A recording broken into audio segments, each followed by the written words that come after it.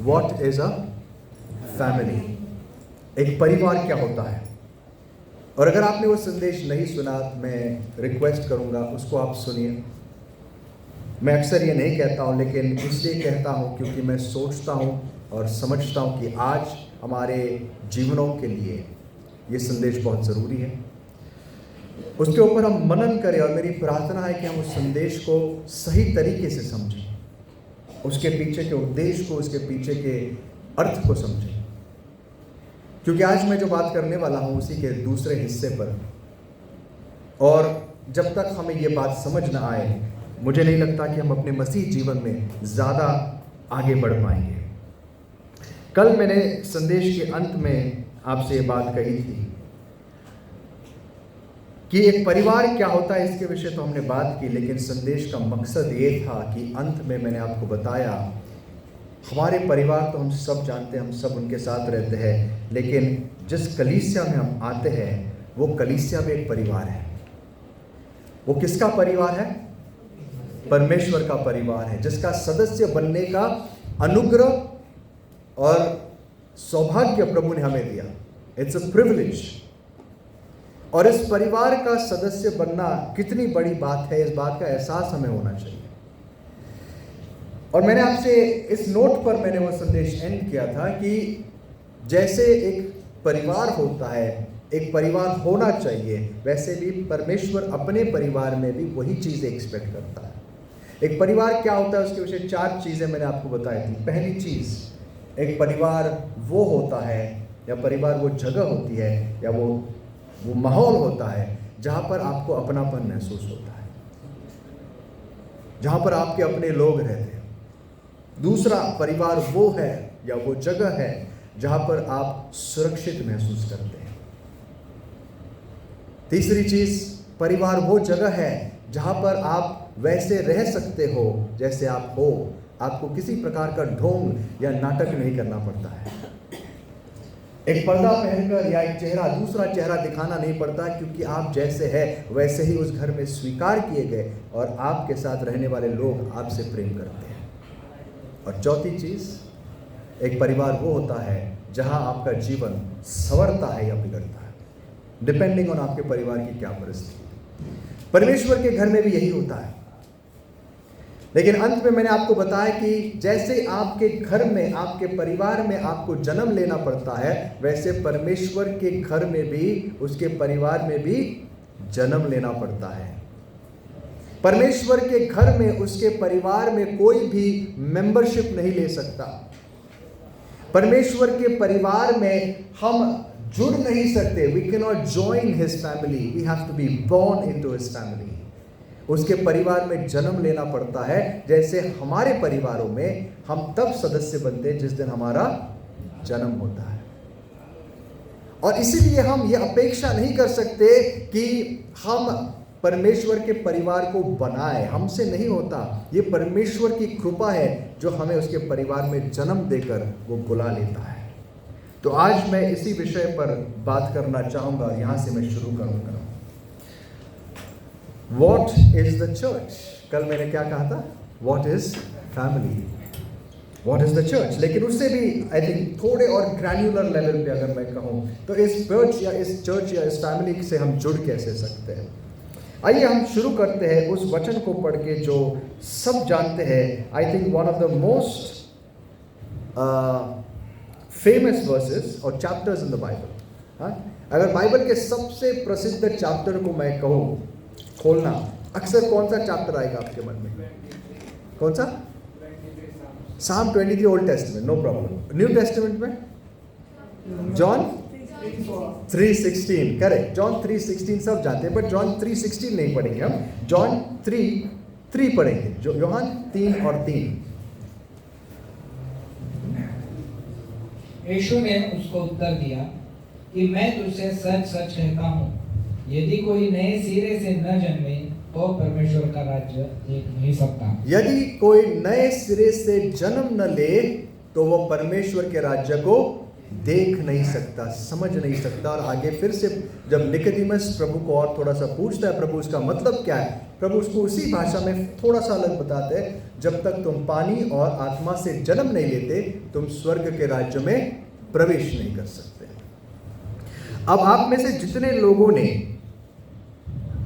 मेरा संदेश या मेरी सीरीज सुनी है on the kingdom of God, आप, मैं विश्वास करता हूं इस बात को समझ चुके होंगे कि किंगडम ऑफ गॉड क्या है। What is the kingdom of God? It is the church. Kingdom of God कलीसिया है, जिसके विषय ओल्ड टेस्टामेंट से लेकर न्यू टेस्टामेंट तक हमें बहुत सारी चीजें बताई गई। इनफैक्ट यीशु मसीह के बाद अगर कोई सबसे अधिक प्रोफेसाइड एंटिटी है, कोई ऐसी चीज जिसके विषय बहुत भविष्यवाणियां हुई है, वो है कलीसिया। जितनी प्रभु यीशु मसीह के बारे में भविष्यवाणियां है उससे थोड़ी कम, लेकिन बहुत ज्यादा, आई थिंक नंबर 2 पे आएगा ओल्ड टेस्टामेंट में कलीसिया के विषय prophecies. That's how important it is. परमेश्वर की नजरों में कलीसिया कितनी महत्वपूर्ण है, यह हमें समझना है, जिसको हम दूसरे शब्दों में किंगडम ऑफ गॉड कहते हैं। तो अब मैं चाहता हूं कि हम किंगडम ऑफ गॉड को रिप्लेस करके वहां चर्च करके पढ़ें। क्या कहते हैं प्रभु? जब तक, यीशु ने उसको उत्तर दिया कि मैं तुझसे सच सच कहता हूँ, यदि कोई नए सिरे से न जन्मे तो कलीसिया देख नहीं सकता या कलीसिया में प्रवेश नहीं कर सकता। अक्सर लोग इस वचन को जब पढ़ते हैं उनको ये लगता है जब तक कोई नए सिरे से जन्म न ले वो स्वर्ग नहीं जा सकता। This is how it is red. जब तक कोई नए सिरे से जन्म न ले वो स्वर्ग नहीं जा सकता, क्योंकि लोगों के मन में स्वर्ग का राज्य मतलब स्वर्ग। लेकिन प्रभु क्या कह रहे हैं यहां पर?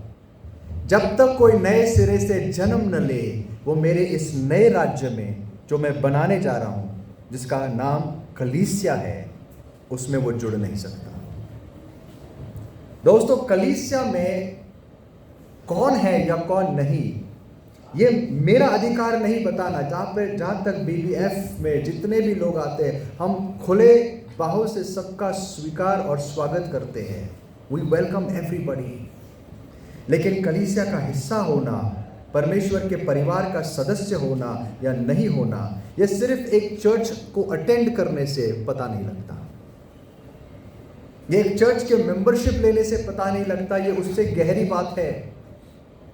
अनेक लोग होंगे जजमेंट डे पर, न्याय के दिन, जो परमेश्वर के सामने खड़ा होकर कहेंगे, प्रभु मैं 40 साल से चर्च जाने वाला व्यक्ति हूं, हर संडे में चर्च में पहले आता था या मैं बहुत रेगुलर था, और हो सकता है ऐसे अनेक लोगों को प्रभु कहे मैं तुझसे नहीं जानता, मैं तुझे नहीं जानता, I don't know who you are. क्योंकि कलीसिया का सदस्य बनना या कलीसिया में भागी होना, परमेश्वर के राज्य का वारिस होना, यह सिर्फ हमारे अटेंडेंस और मेंबरशिप पर डिपेंड नहीं करता। इसके लिए हमें जन्म लेना पड़ता है।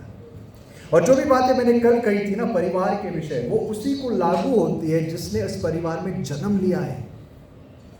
एक दिन एक बच्चा अपने कुत्ते के साथ लड़ रहा था, कुत्ता बैठा हुआ था और उसको बहुत डांट रहा था, वो बहुत डांट रहा था।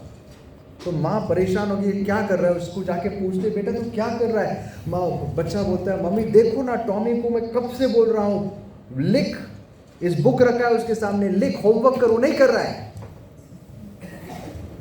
माँ बोलती है, बेटा वो कुत्ता है, उसको लिखना पढ़ना नहीं आता, उसको कुछ समझ में नहीं आता। लेकिन मम्मी तो मेरे जैसा, मैं स्कूल जाता हूँ, इसको भी जाना चाहिए। ऐसे बहुत लोग होते हैं जो लोगों से वो अपेक्षा करते हैं जो नहीं कर पाते। यू कैन नॉट बीट पीपल इनटू इट। आप ये नहीं कह सकते यार तुम ये करो। कई बार हम लोगों को लेक्चर देते, तुम ये नहीं करते, वो नहीं करते, ये नहीं करते। अरे भाई उसके स्वभाव में वो नहीं कर रहा, अब तक उसका स्वभाव ही बदला नहीं है, उसके अंदर वो क्षमता नहीं, वो क्या करेगा। हम लोगों से वो एक्सपेक्ट करते हैं जो उनकी कैपेसिटी नहीं होती।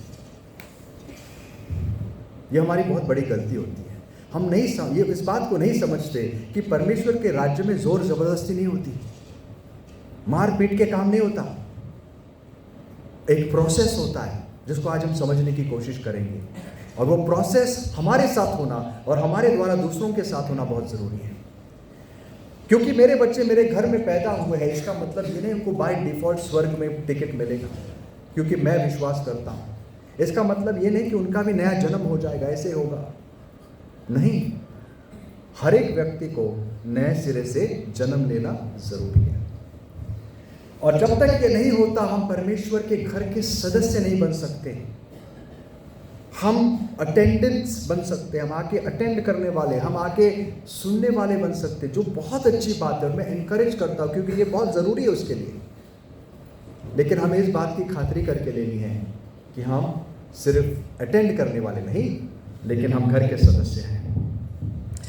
हम सब जानते हैं जिस दिन यीशु मसीह माउंट हर्मन जो जगह है वहाँ पर एक दिन अपने शिष्यों को कैसरिया फिलिप्पी नाम के जगह लेकर जाते हैं। मैंने कुछ संडेज पहले इसके विषय बताया था। और वहाँ पर बहुत बड़े पत्थर है और उन पत्थरों के बीच बहुत गहरी एक गुफा है, मतलब उसको अंदर आप जाके देख नहीं सकते। वहाँ से पानी उमड़ के आता है और वहाँ से पानी उमड़ के आता है और वहाँ से यरदान नदी की शुरुआत है, वहाँ से उसका सोर्स है। और उसी के बगल में बहुत सारे उस समय अलग अलग खांचे थे जिसमें अलग अलग मूर्तियाँ थी। खास करके एक देवता वहाँ पर उसकी उपासना होती थी और कई लोगों का मानना था कि अधलोक के फाटक यहाँ से शुरू होते हैं। यीशु मसीह वहाँ खड़े होकर इस बैकड्रॉप पे खड़े होकर अपने शिष्यों को पूछते, आप सब जानते हैं कि लोग मेरे बारे में क्या कहते हैं। और ये पूछने के बाद पतरस के मुंह से वो गोल्डन फ्रेज निकलती है, वो ऐसा वाक्य जिसको देखकर या सुनकर प्रभु भी कहते हैं, पतरस तुझे मांस और लहू ने नहीं लेकिन मेरे पिता ने बात प्रकट की। और उसके बाद प्रभु कहते हैं, पतरस आज से तेरा नाम क्या होगा? कैफा। और वहां पर एक बहुत कंफ्यूजन है लोगों को कि प्रभु कहते हैं तेरा नाम कैफा है, लेकिन इस पत्थर पर मैं मेरी कलीसिया बनाऊंगा। और यहाँ पर एक डिबेट है, स्पेशली कैथोलिक और प्रोटेस्टेंट की डिबेट। कैथोलिक्स कहते हैं कि पतरस वो पत्थर है जिसके ऊपर कलीसिया बनाई गई। प्रोटेस्टेंट्स कहते हैं नहीं पतरस नहीं, जो रेवलेशन पतरस को मिला उसको प्रभु पत्थर कह रहा है, तो इस पत्थर पे मेरी कलीसिया बनाऊंगा। लेकिन एक तीसरा ऑप्शन है जो बहुत कम लोग जानते हैं, मैं कहूंगा, या उसके ऊपर ध्यान देते हैं। It's a very enlightening thought. प्रभु जिस जगह पर खड़े थे वो जगह इतनी एक पूरी पथरीली जमीन थी, that was a slab of stone. और विश्वास किया जाता था कि इस पत्थर के नीचे क्या है? अधलोक है। वहां का कॉमन बिलीफ था, यहाँ वहीं पर वो एंजल्स उतर के आए थे जिन्होंने वो घृणित काम किया था। सो उस पत्थर के ऊपर यीशु मसीह खड़े रहकर कहते हैं, वेरी पॉसिबल कि पतरस तो कैफा है, लेकिन ध्यान दे कि ये जगह कौन सी है।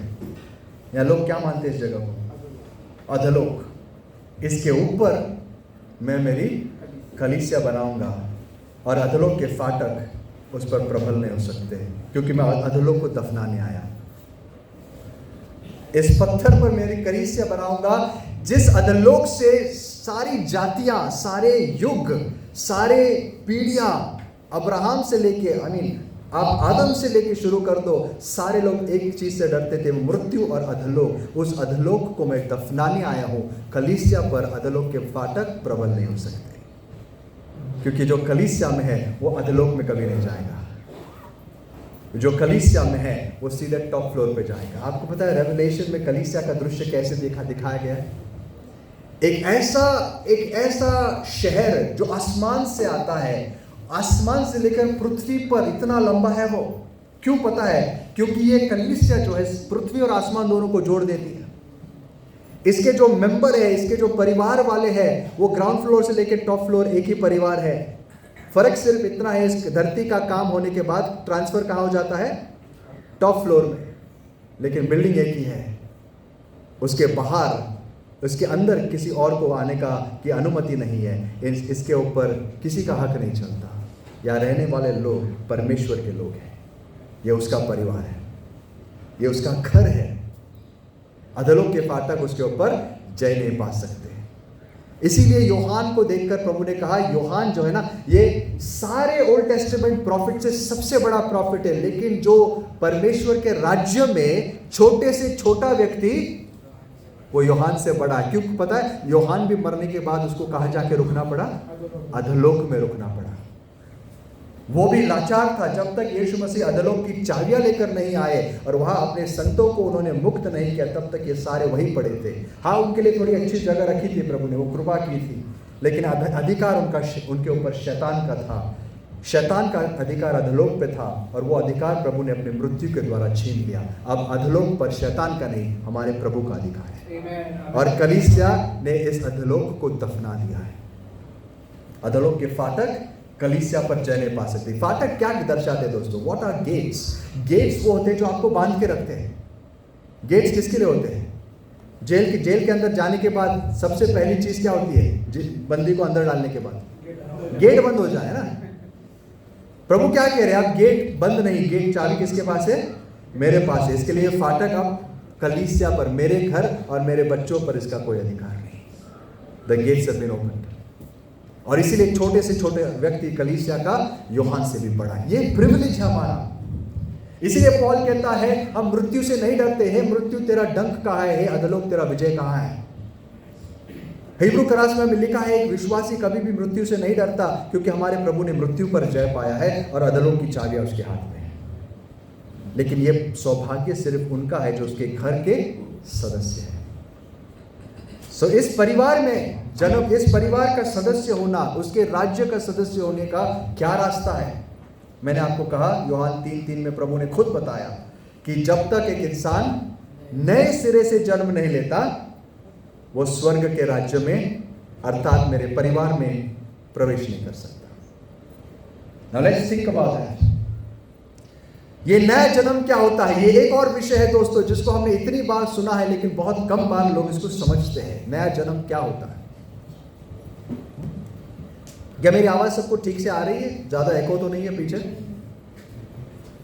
अधोलोक या एक नया जन्म, सॉरी, क्या होता है? What is this new birth? अब इसको भी लेके बहुत सारा कंफ्यूजन है। What is the new birth? नया जन्म क्या है? क्या ये एक ऐसी बात है जो आपने कुछ रिचुअल्स किए, कुछ क्रियाएं की और आपका नया जन्म हुआ? जैसे मेरा जन्म कैथोलिक परिवार में हुआ। कैथोलिक्स के विषय मेरा कोई प्रॉब्लम नहीं, लेकिन कुछ शिक्षण ऐसे हैं जो बड़े मुश्किल है समझने के लिए। उनकी एक बात बड़ी अजीब सी है। वो ये कहते हैं कि जब एक बच्चा घर में जन्म लेता है 1 महीने के अंदर जनरली उसको वो बपतिस्मा देते हैं। सर के ऊपर से पानी डाल देते हैं, उसको बपतिस्मा देते हैं। और क्योंकि पानी डाला गया उसके सर के ऊपर, यह माना जाता है कि यह बच्चा अब नया जन्म ले चुका है। Is that all? कि क्रिश्चियन घर में किसी ने जन्म लिया, उसके सर के ऊपर थोड़ा सा पानी डाल दिया, उसको पिता पुत्र पवित्र आत्मा के नाम से बपतिस्मा दिया, and he now is born again. या कुछ चर्चेस में यह कहा जाता है कि अगर तुम हमारे सिद्धांतों पर विश्वास करोगे, इन सेट ऑफ रूल्स पर विश्वास करोगे, ये चीजों को मानोगे, तो तुम्हारा नया जन्म हो गया। क्या इसको नया जन्म कहते हैं? मेंबरशिप। अगर आपने साइन कर दी किसी की रजिस्टर, तो आप इस चर्च से जुड़ गए, आप इस चर्च से जुड़ गए, तो आपका नया जन्म। ये चीजें क्यों इतनी जरूरी है बात इसके विषय करना? क्योंकि ये लाइफ एंड डेथ का सवाल है। I mean we can't assume, हम ये अज्यूम नहीं कर सकते, काल्पनिक विचार पे हम भरोसा नहीं रख सकते कि हमने ये किया इसके लिए हम ठीक है। हमें निश्चित तौर से जानना है कि हमारा नया जन्म हुआ है क्या नहीं, इसके चिन्ह क्या होते हैं, और अगर नहीं तो उसके विषय क्या करें। यह संदेश हर एक के लिए सबसे जरूरी संदेश है समझने के लिए दोस्तों। तो आइए आज फिर से समझने की कोशिश करते हैं कि नया जन्म क्या होता है। सबसे पहले नया जन्म होता कैसे है, उसके चिन्ह मैं बाद में बताऊंगा, लेकिन होता कैसे है। पत्रस हमें साफ शब्दों में कहता है, पहला पत्रस पहला अध्याय और 23 वचन, 1 Peter chapter 1 verse 23।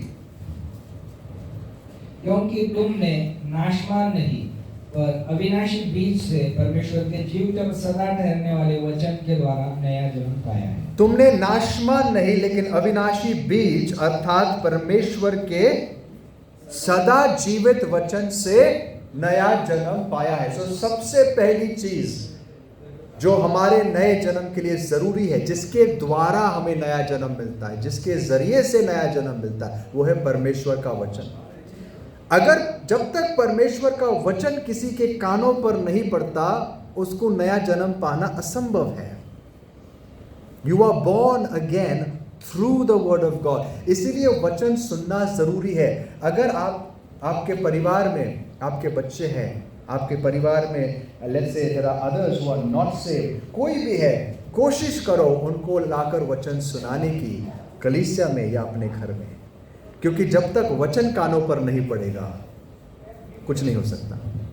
ये पहला कदम है। शारीरिक जन्म में भी जो प्रोसेस होता है उसको भी कहते हैं सीड। किसी के वंश को क्या कहते हैं? बीज।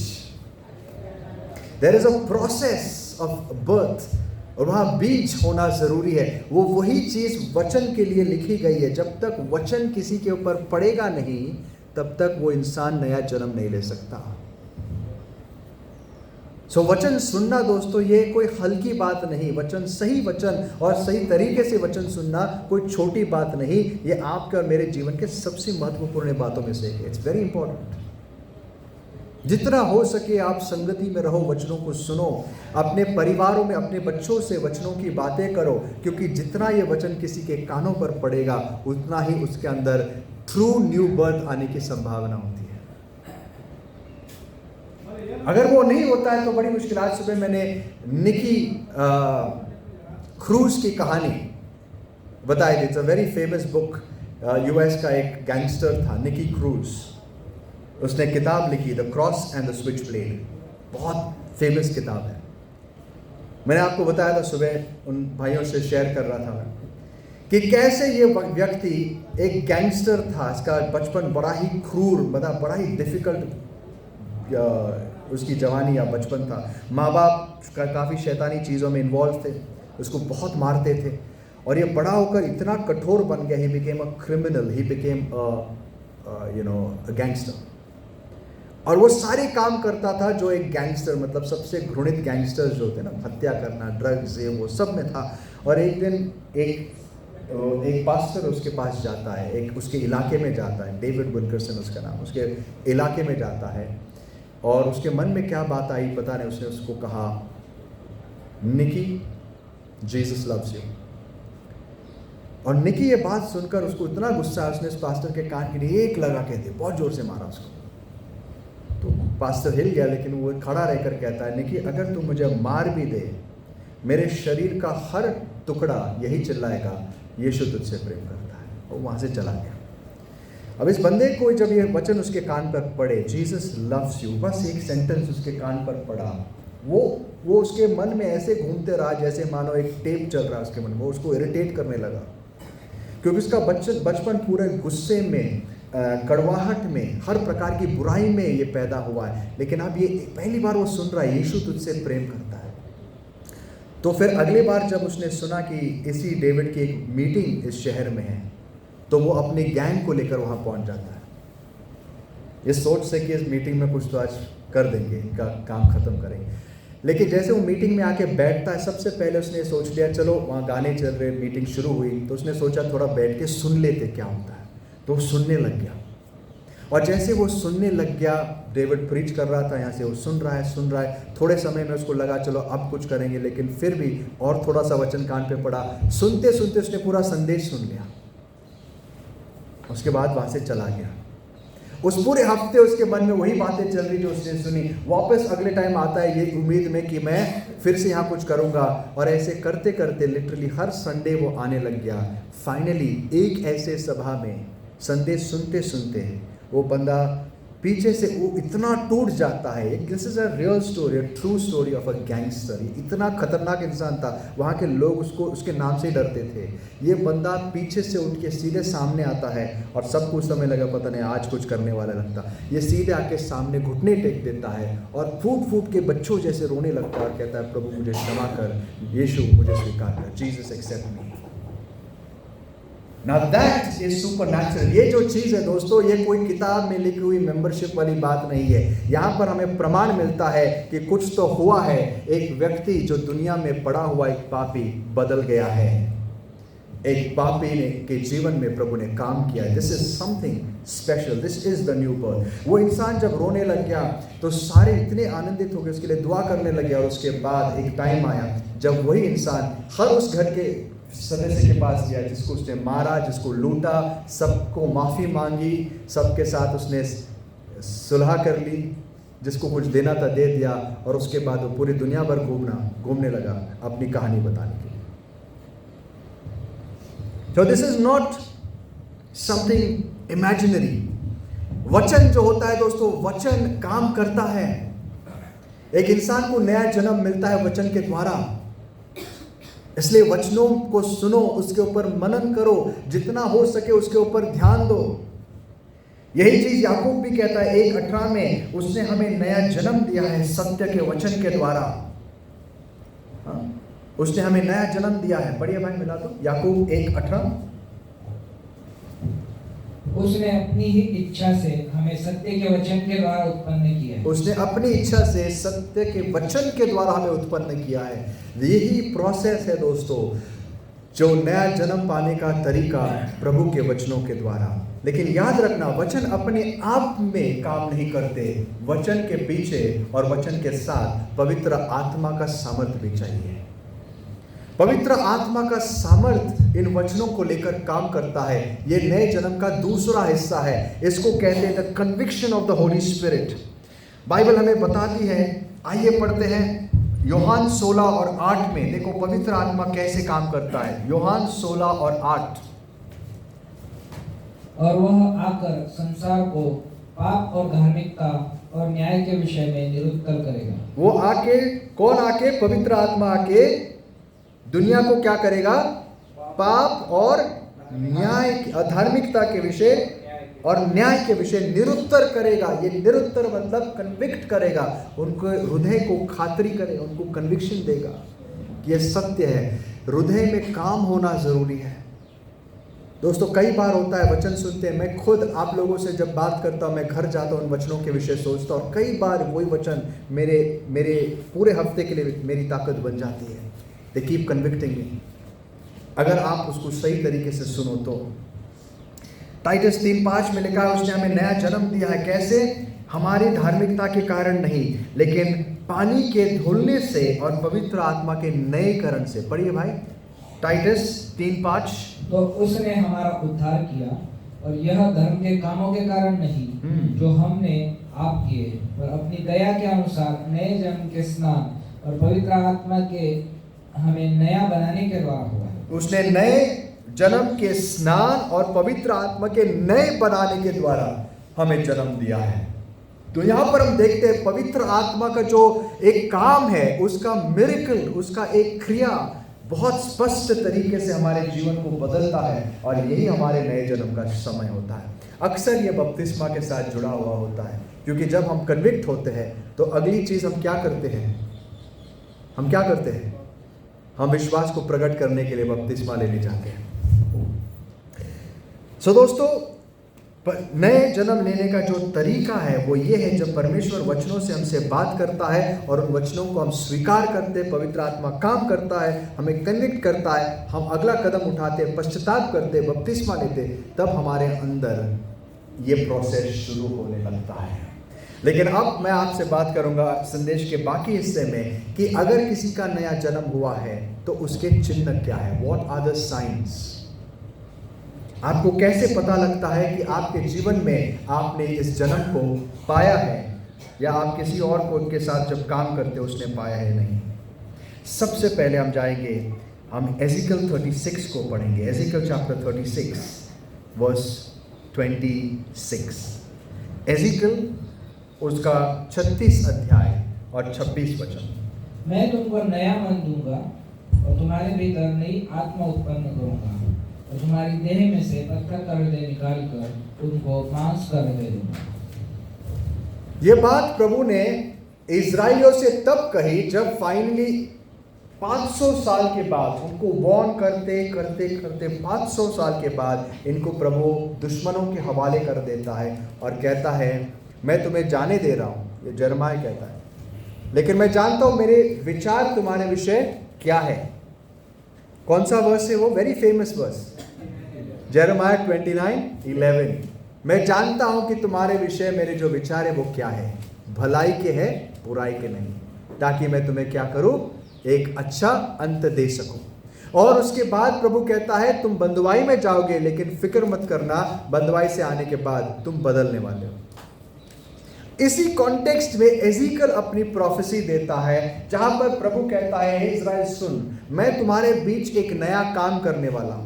ये व्यवस्था ही खत्म होने वाली है, मैं तुम्हारे साथ इस प्रकार का व्यवहार नहीं करूंगा, मैं एक नई व्यवस्था बनाऊंगा तुम्हारे लिए, मैं एक नई सृष्टि करने वाला हूं। और तब क्या होगा पता है?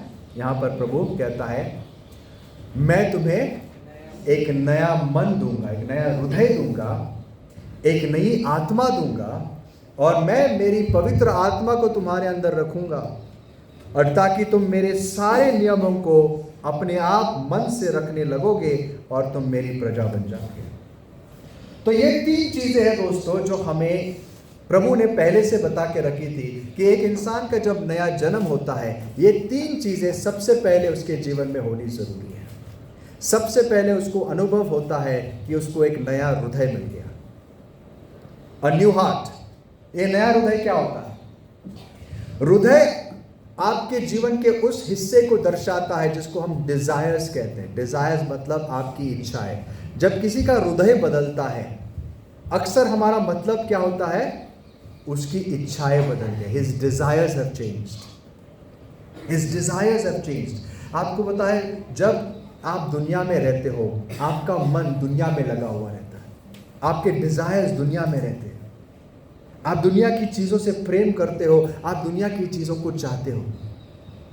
लेकिन जिस समय प्रभु का वचन आपके अंदर काम करता है और आपने पहली बार ये महसूस किया कि दुनिया की चीज़ों से आपका मन उठ गया और अब आप प्रभु की चीज़ों पर आपका मन लगने लगा है, आप निश्चित तौर से समझ सकते हो आपके जीवन में कौन काम कर रहा है? पवित्र आत्मा। वो आपको एक नया हृदय दे रहा है। It's a clear sign. मुझे आज भी याद है दोस्तों, जब पहली बार मुझे प्रभु ने इसी प्रकार से स्पर्श किया था। मेरा जीवन बहुत सालों तक अंदर बाहर वाला जीवन था। मैं चर्च जाने वाला व्यक्ति था regularly, but not by choice. क्यों जाता था? क्योंकि माँ बाप जाते हैं। मेरा मन ही नहीं करता था। मेरा मन तो बाहर था, दुनिया में, दोस्तों में, व्यर्थ की चीज़ों में। बिल्कुल नहीं था मन मेरा। अंटिल एक टाइम आया जब ऑफकोर्स कभी कभी ट्रेजेडीज आती है, और ये ट्रेजेडीज प्रभु यूज करता है हमें सुधारने के लिए। ज़रूरी नहीं होती, लेकिन अक्सर होती है। और एक पहली बार मुझे ये समझ में आया, यार ये अंदर बाहर का खेल मैं कब तक खेलूँगा। और मुझे आज भी याद है जब मैंने मन से प्रभु से प्रार्थना की, प्रभु मैंने आपको बहुत बार धोखा दिया है, मैं अंदर बाहर इसी प्रकार से जीवन जी रहा हूँ। आज एक ही दुआ आपसे, मुझे स्वीकार करना, मुझे क्षमा करना। और उस दिन आज भी मुझे याद है दोस्तों, एक अजीब सा ट्रांसफॉर्मेशन। मैं नहीं कहूँगा कि मेरा जीवन पूरी तरीके से बदल गया, लेकिन एक चीज़ ज़रूर बदली उस दिन, मेरी इच्छाएं बदल गई। मुझे जीवन में और कुछ नहीं पसंद था, क्योंकि मैं बड़ा डिप्रेशन वाला इंसान था, इंट्रोवर्ट हो चुका था। मैं दिन भर बैठकर टीवी देखता था, मैं दिन भर मेरा मन उसी में शांत हो जाता था। अब पहली बार मुझे महसूस होने लग गया, यार मुझे इस टीवी से बिना मन उठ गया, मुझे नहीं देखना ही है। मैं 4-4 घंटे जिम जाता था ये सोच के, क्योंकि मुझे बड़ा इम्प्रेस था मैं बॉडी बिल्डिंग से। अब मेरा मन उतर गया, मुझे ना बॉडी बिल्डिंग करनी थी, ना कुछ करना था। पता नहीं मेरी जो हृदय की इच्छाएं बदल गई। अब मैं नहीं कह रहा कि वो बुरा था, लेकिन मेरे लिए वो आइडल बन चुका था। बहुत ऐसी चीजें थी जिससे मैं बहुत लगाव लगता था। अचानक से मुझे अनुभव हुआ, यार I don't want to do this anymore. और जिस चीज से मुझे बिल्कुल लगाव नहीं था, परमेश्वर का वचन। मतलब मेरे लिए वचन पढ़ना मतलब दिन की एक सजा है।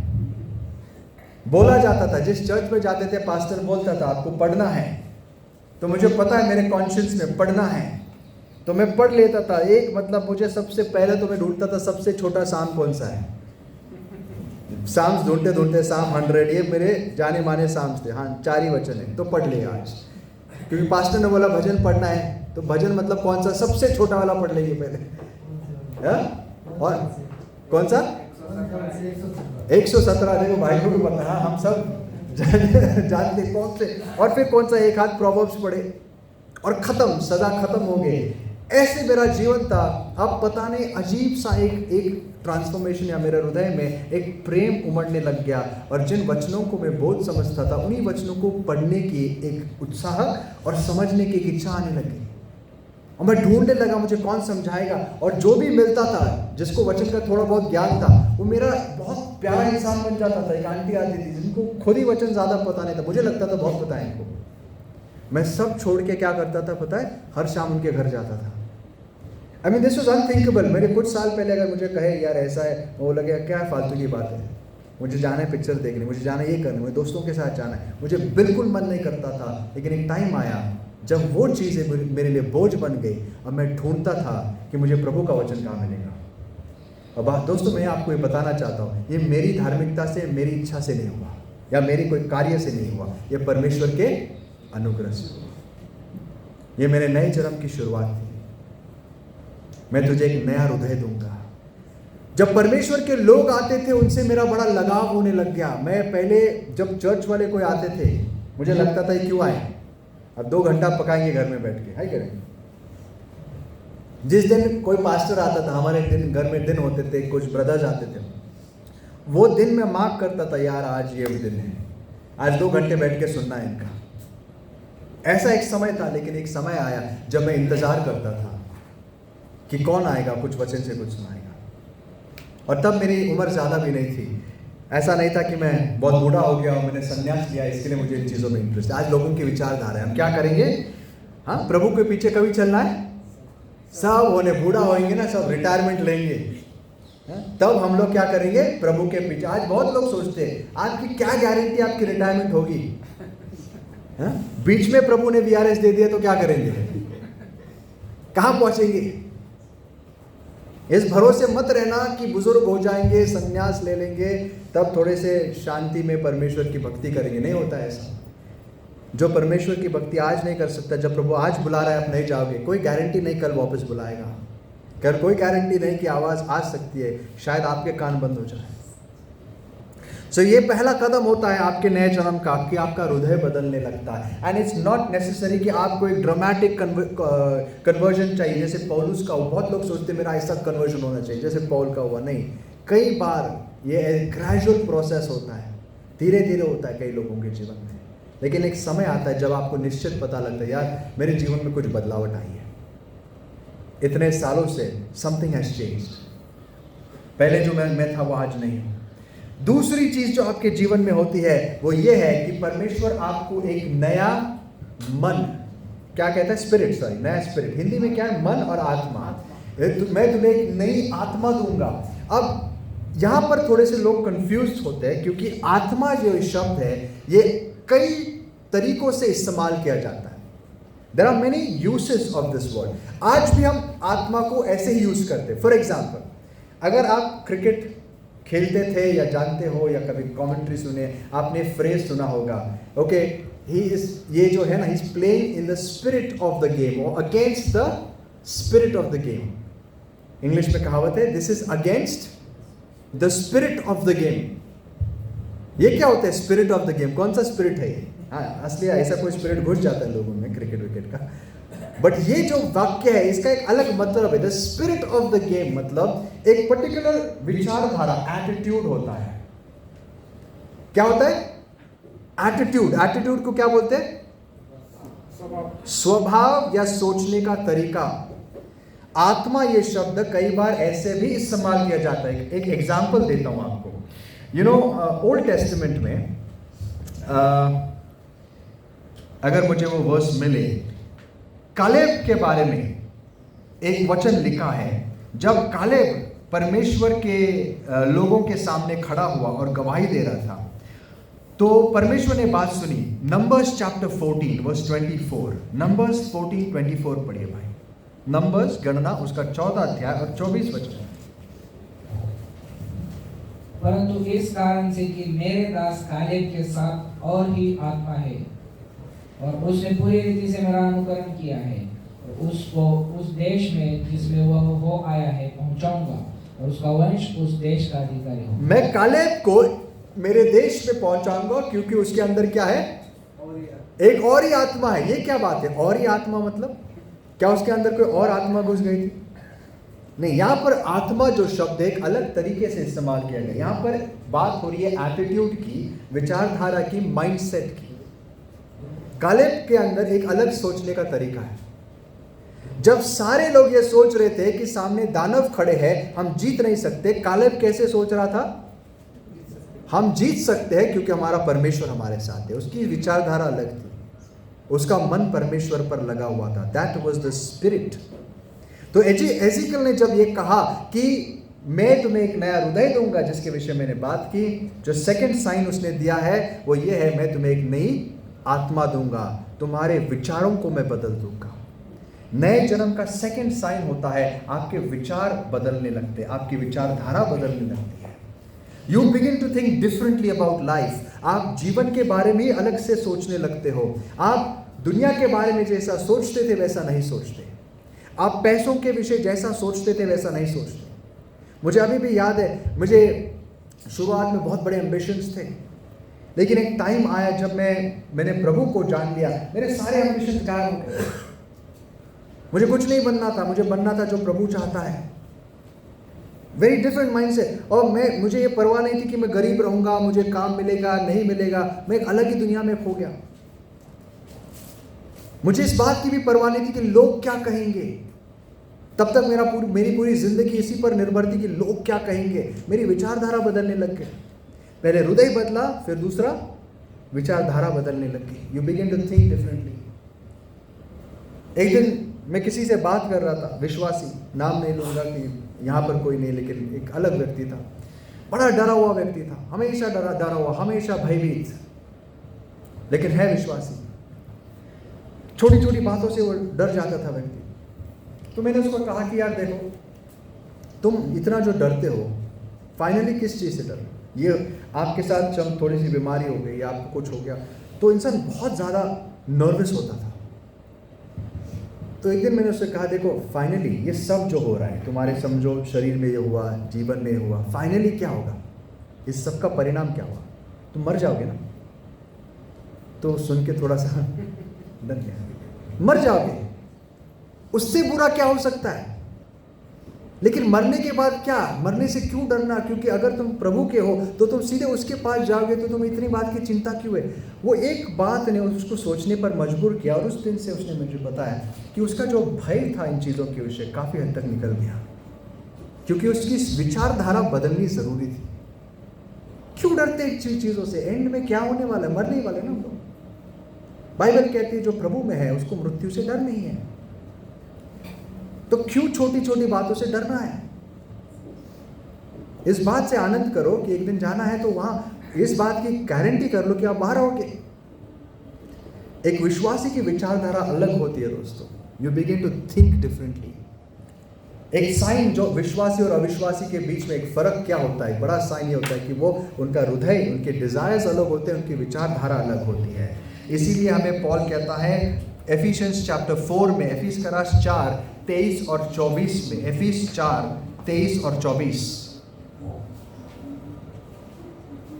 और अपने मन के आत्मिक स्वभाव में नए बनते जाओ और नए मनुष्यत्व को पहन लो, जो परमेश्वर के अनुसार सत्य की धार्मिकता और पवित्रता में सृजा। अपने मन के स्वभाव, क्या लिखा है? आत्मिक स्वभाव में नए। करेक्ट। और इंग्लिश में उसका translation B renewed in the spirit of your mind. आत्मिक स्वभाव को ट्रांसलेट कैसे, एक्चुअली वो वर्ड ग्रीक में है स्पिरिट, लेकिन सही वहां पर हमें उसका अर्थ दिया गया है, अपने मन के आत्मिक स्वभाव में, सोचने के तरीके को बदलो।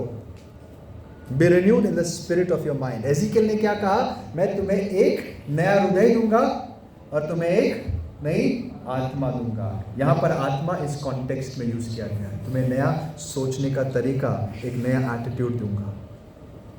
एक विश्वासी को नया जन्म जब मिलता है दोस्तों, उसके सोचने का तरीका बदलता है। और तीसरी चीज एजिकल ने क्या कहा? मैं तुम्हें तुम्हारे अंदर मांसमय हृदय निकालूंगा और पत्थर का हृदय निकालूंगा और मांसमय हृदय दूंगा, और फाइनली मेरी आत्मा तुम्हारे अंदर रखूंगा। ये थर्ड साइन है। वो क्या करेगा? वो हमें पवित्र आत्मा देगा। तुम्हारे हृदय को बदलेगा, तुम्हारे डिजायर्स को बदलेगा, तुम्हारे विचारों को बदलेगा और उसके बाद अपने पवित्र आत्मा को तुम्हारे अंदर उंडेलेगा और ये तुम्हारे नए जन्म का प्रोसेस कंप्लीट करता है। और रोमन्स चैप्टर 8 वर्स 15 और 16 में पॉल इसको कैसे दर्शाता है, आइए पढ़ते।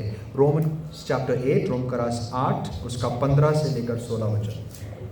क्योंकि तुमको दासत्व की आत्मा नहीं मिली कि फिर भयभीत हो, परंतु नए बालकपन की आत्मा मिली है, जिससे हम हे अब्बा हे पिता कहकर पुकारते हैं। आप ही हमारी आत्मा के साथ गवाही देता है कि हम परमेश्वर की संतान हैं। तुम्हें दासत्व की आत्मा नहीं लेकिन ले पालकपन की आत्मा मिली है। पवित्र आत्मा तुम्हें दिया गया है जो तुम्हारे अंदर से क्या पुकारता है, हे अब्बा हे पिता। पवित्र आत्मा आपको कन्विक्ट करता है। ये एक ऐसी अश्योरेंस, ऐसी गारंटी, ऐसी खातरी है जो कोई इंसान आपको नहीं दे सकता। आप जानते हो कि आप परमेश्वर के पुत्र हो, आप जानते हो कि आपने उसके परिवार में जन्म लिया। आपके अंदर से आत्मा गवाही देता है। पहले यूहान की पत्री में अगर आप घर पे उसको आराम से पढ़ लेना, उसके ऊपर इस हफ्ते मनन करना, यूहान बहुत सारे साइंस देता है एक व्यक्ति के जो नया जन्म पाया हुआ है। और उसमें एक साइन ये है कि पवित्र आत्मा आपके हृदय को गवाही देता है कि आप उसके संतान हैं। और ये बात आपके नए जन्म का प्रमाण बन जाती है। This is the sign, you know you are born again. So Ezekiel ने हमें बताया नए जन्म कैसे होता है।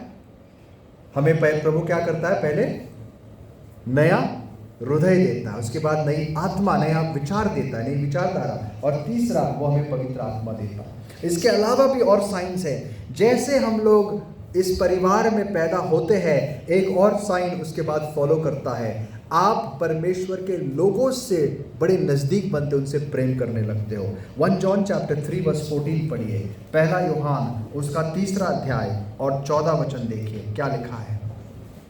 हम जानते हैं कि हम मृत्यु से पार होकर जीवन में पहुंचे हैं, क्योंकि हम भाइयों से प्रेम रखते हैं। हम जानते हैं हम मृत्यु से जीवन में पार हो चुके हैं क्योंकि हम भाइयों से प्रेम रखते हैं। एक ऐसा प्रेम है जो आप उत्पन्न नहीं कर सकते, एक ऐसा प्रेम है जो आपके अंदर उंडेला जाता है। You begin to love the family of God. आप चर्च से प्रेम करने लगते हो। और चर्च मतलब सिर्फ मैं एक सभा की बात नहीं कर रहा, मैं विश्वासियों की बात कर रहा हूँ। आपका मन विश्वासियों के साथ जुड़ जाता है। आपका मन वहाँ रहता है जहाँ आपके भाई और बहन हैं। आपको पता है पुराने नियम में दाऊद ओल्ड कवेनेंट क्रिश्चियन भी नहीं कहेंगे, यहूदी था वो, लेकिन वो भी क्या कहता है कि जब लोगों ने मुझसे कहा आओ मंदिर जाते हैं, एक्चुअली इट वाज आसाफ जो जिसने कहा, तो उसने क्या कहा, जब लोगों ने कहा मंदिर जाते हैं तो मेरा हृदय आनंद से भर गया। दाऊद कहता है कितना ही धन्य है भाइयों का एक साथ रहना। वो उस अभिषेक के जैसा है जो हरून के सर के ऊपर उठती, जो तेल उड़ेला गया उसके जैसा, जो हरमन पर्वत पर ओस गिरता उसके जैसा है। It's the anointing of God. एक अजीब सी खुशी मिलती है हमें फेलोशिप में। मैंने आपको बताया था ये सारी चीज़ें एक एक करके मेरे साथ होने लग गई। मैं सबसे पहले देखने लग गया जो मेरा मन दुनिया में लगता था अब नहीं लगता, अब प्रभु की चीज़ों में लगता है। मेरे विचार अलग होने लग गए, मेरे एम्बिशंस चेंज हो गए, मेरे एम्बिशंस बिल्कुल चेंज हो गए। मुझे नहीं बनना था कोई बड़ा इंसान इस दुनिया में, मुझे इतना ही मुझे इस बात की उत्सुकता थी कि किस दिन प्रभु के दर्शन हो जाए। मैं खोजता था फेलोशिप और उन लोगों को जो मुझे वचन सिखा सकते हैं। एक ऐसी मीटिंग नहीं होती थी जहाँ पर मीटिंग अनाउंस की गई और मैंने कभी मिस की हो। इसलिए नहीं क्योंकि मैं बहुत धार्मिक था, इसलिए क्योंकि मेरे अंदर कुछ हो चुका था। और चाहे मुझे ये भी डिसर्नमेंट नहीं था कि वह जो सिखा रहे सही है गलत है, बस इस उम्मीद में जाता था कि वहां पर प्रभु का कुछ सुनने मिलेगा। और प्रभु ने उसमें से धीरे धीरे निकालते निकालते आज यहां तक लाया। मुझे बड़े खुशी होती थी लोगों से मिलने। मुझे ये परवाह नहीं थी, आपको बताया कि मैं जब अनकन्वर्टेड था, हमारे कुछ स्टैंडर्ड्स थे जैसे मुझे लगता था इन लेवल के लोगों से मिलना है, उन लोगों के लेवल से बातचीत करनी है। बहुत होता है लोगों के अंदर कचरा भरा हुआ। जब मैं प्रभु में आया मुझे कोई फर्क नहीं पड़ा, कोई परवाह नहीं थी कि किसकी क्या जात है, किसकी क्या इकोनॉमिक कंडीशन है, कौन कैसे घर से आए, किसकी क्या भाषा है। अगर वो यीशु से प्रेम करता है, वो मेरा भाई है और मेरा मन उस व्यक्ति के साथ जुड़ जाता था। यह है कलीसिया का सामर्थ्य दोस्तों। यह है वो पर्वत जहां दुनिया की जातियां, अलग अलग प्रकार की जातियां आकर यहोवा की उपासना करती, आयजाया ने कहा। ये वो राष्ट्र है। मेरा मन बड़ा बेचैन होता था संगति के लिए। मैं उत्सुक होता था कि प्रभु कब मिलो। संडे, और मैं काम भी ढूंढता था, कैसे पता है? मुझे सैटरडे और संडे छुट्टी चाहिए।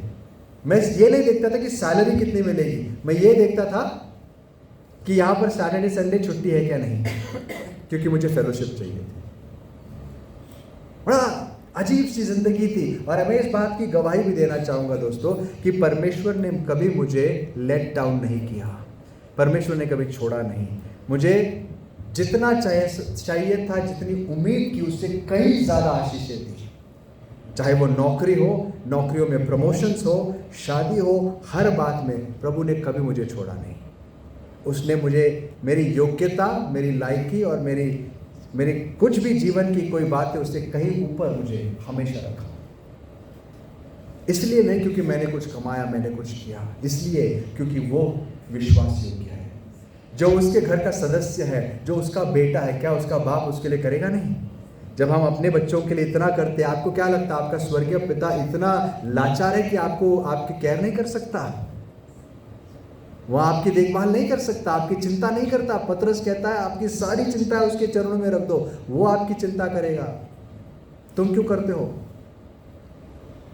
मेरे विचार बदल गए थे दोस्तों। मैंने कभी मेरी जिंदगी में ये सोचा नहीं मेरा करियर क्या होगा, क्योंकि उस समय एक अजीब सी खुशी मुझे मिली परमेश्वर के परिवार में, उसके लोगों से मैं प्रेम करने लगा। फिर उसके बाद एक और चीज जो हमारे जीवन में होती है, 1 जॉन 4:7, इनफैक्ट 1 जॉन 4:7 हमने तो पढ़ा, इनफैक्ट 3:14, 4:7 वही चीज कहते हैं, you fall in love with the people of God, the church of God, उसकी कलीसिया से। लेकिन एक और चीज आपके अंदर आने लगती है, वो ये है कि आप यीशु मसीह के जैसा बनना चाहते हैं। रोमन्स 8:29 हम सब जानते हैं। उसने हमें क्यों चुना? ताकि उसके पुत्र के स्वरूप में वो हमें ढलता चला जाए। पवित्र आत्मा आपको कन्विक्ट करते रहेगा कि तुम्हें यीशु जैसे बनना है। अब ये सारी चीजें जो मैंने आपको बताई दोस्तों, आपको ऐसा नहीं लगना चाहिए कि जिस दिन से ये अनुभव मेरे साथ हुए, उस दिन से मैं बिल्कुल स्टीफन जैसे बन गया, फिर उसके बाद पॉल जैसे बन गया और वैसे बनते जा रहा हूँ। नहीं, मेरे जीवन में काफ़ी सारे उतार चढ़ाव आए, उसके कई सारे कारण थे। I had this wonderful experience. मेरे जीवन में इतनी सुंदर चीज़ें हुई। मैंने आपको कहा कि उस टाइम पे मेरे बाल चले गए थे, मैं इतना डिप्रेशन में होता था। मैं कॉलेज छोड़ दिया था, मैंने एक्सटर्नली कर रहा था इसलिए क्योंकि मुझे कॉलेज जाने में शर्म आती थी। लेकिन जब मुझे मसीह मिला, ना मुझे इसकी परवाह थी कि मैं कैसे दिखता हूँ, ना परवाह थी कि कौन क्या कहता है। और देखते ही देखते परमेश्वर के वचनों में इतना खो गया कि कब मैं प्रचार करने लग गया मुझे समझ में नहीं आई। प्रचार करते करते अब वही इंसान जो इतना छुपा हुआ, जो 2 लोगों के सामने खड़ा नहीं रह सकता था, अगर मैं घर में मेहमान आए तो मैं बेडरूम में छुपता था, अब मैं लोगों के सामने खड़ा होकर प्रचार कर रहा हूँ। और ये कब हुआ एक्चुअली मुझे समझ में भी नहीं आया, बिकॉज मैं किसी और धुन में था। मैंने ऐसा नहीं सोचा कि चलो मेरे जीवन का मकसद है एक प्रीचर बनना, ये मेरा करियर होगा। कई बार घर में करियर की बात है तो मेरा बेटा कहता है चलो मैं पास्टर बन जाता हूँ, it's one of the options I have. वो ये हमारे हाथ में नहीं होता है, मेरे तो हाथ में नहीं था। आई डिडंट थिंक, मैंने नहीं सोचा कि मैं क्या करूँ, पास्टर बनूं। मैं किसी के साथ प्रचार करता था, आज भी मुझे ये इस बात की योग्यता नहीं महसूस होती, आई डोंट फील वर्दी। बट प्रभु ने इस्तेमाल किया कुछ लोगों से बात करते करते। लेकिन हमेशा ऐसा नहीं था दोस्तों। एक समय आया मेरे जीवन में कि वो सारी आशीषें धीरे धीरे जाने लग गई। I had my downs. मैं अचानक से, शैतान इतनी आसानी से नहीं छोड़ता। इसके लिए मैं आपको कहना चाहता हूँ, जन्म सब कुछ नहीं होता। जन्म सबसे ज़रूरी होता है या बहुत ज़रूरी होता है, लेकिन उसके बाद ज़िंदगी भी होती है। एक बच्चा जब जन्म लेता हम खुश होते, हेल्दी बच्चा है। हाँ, कितने लोगों ने बच्चे के जन्म के बाद कहा praise God it's a healthy child, अभी इसको छोड़ के जाएंगे हम काम पे जाते हैं, प्रेज गॉड है अभी हो जाएगा, ये अपने आप देख लेगा। नहीं होता है ना। जितना हम केयर लेते हैं प्रेगनेंसी में, उससे ज़्यादा केयर लेना पड़ता है बच्चे जन्म लेने के बाद। उसको और संभालना पड़ता है। वैसे ही इंसान के साथ, एक विश्वासी के साथ होता है। जन्म लेना बहुत बड़ी बात है, लेकिन उतना ही उसको बाद में भी संभालना पड़ता है। अनफॉर्चुनेटली ना मैं अपने आप को संभालने के लिए योग्य था, मैं तो बच्चा था, लेकिन जिस कलीसिया में मैं था वहाँ बहुत सारे प्रॉब्लम्स थे, और ये भी मैटर करता है। प्रॉब्लम्स थे तो मेरा खुद का जीवन खराब होने लग गया। एक टाइम आ गया जहाँ पर फिर मैं खुद प्रभु से दूर होने लग गया। उतार चढ़ाव आए, लेकिन हर बार हमें ये ध्यान देना है कि देखो, बहुत बार प्रभु रास्ते भी देता है, प्रॉब्लम्स आएंगे, रास्ते देता है निकलने के लिए, हम रास्ते चुनते नहीं। धीरे धीरे एक ठंडापन आने लग गया। इसलिए इस बात से कभी खुश मत रहना कि आपका नया जन्म हुआ है। अगर हुआ है तो बहुत बड़ी बात है, खुश मत रहना। ये देखना कि प्रोग्रेस कैसा है, क्या वो बातें अभी भी बनी हुई है, क्या बढ़ रही है। That's important. जो उत्साह मेरे अंदर 5 साल पहले था या जन्म के समय था, उससे ज़्यादा आज होना चाहिए। बच्चा जब छोटा होता है उसके अंदर लाइफ होती है, लेकिन अब जब वो बड़ा होता है वो लाइफ और ज़्यादा मैनिफेस्ट होती है। अब वो और कुछ कर सकता है, वो बड़ा हो गया, वो खुद से खाता है, पीता है, वो दूसरों की सेवा कर सकता है। ऐसी हमारी परिस्थिति भी होनी चाहिए। अगर नहीं होती है तो हम फिर से उसी साइकिल में जाते हैं, वहाँ जाते हैं जहाँ पर हम शुरू में थे।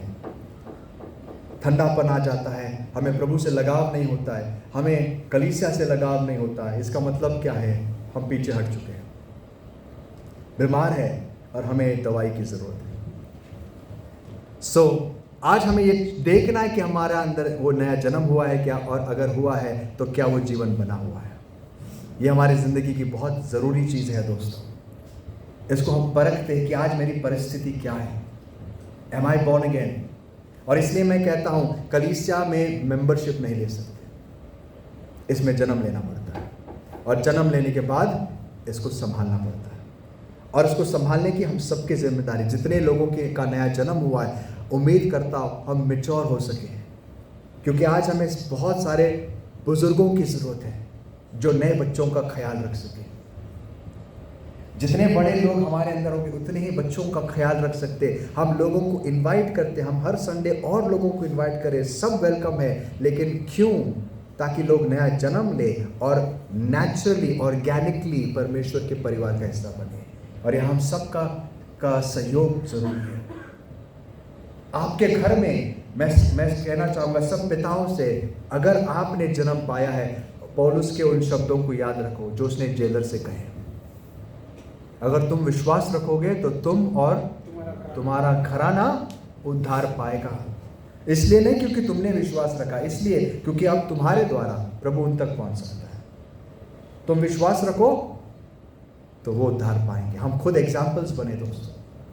आइए हमारे घरों में वो वातावरण बनाए। देखो, मैं कभी भी पहले करता था, आज मैं किसी को भी कंडेम नहीं करता हूँ, मैं किसी को ऊपर दोष नहीं लगाता हूँ कि ये ऐसा है वैसा है, क्योंकि मैं जानता हूँ कि हमारे हाथों में या हम किसी को मार के फोर्स करके कुछ नहीं कर सकते।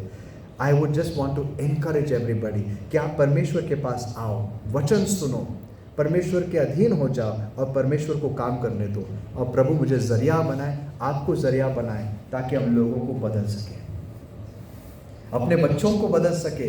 हमारे बच्चों को भी हम मार पीट के हम ख्रिस्ती नहीं बना सकते,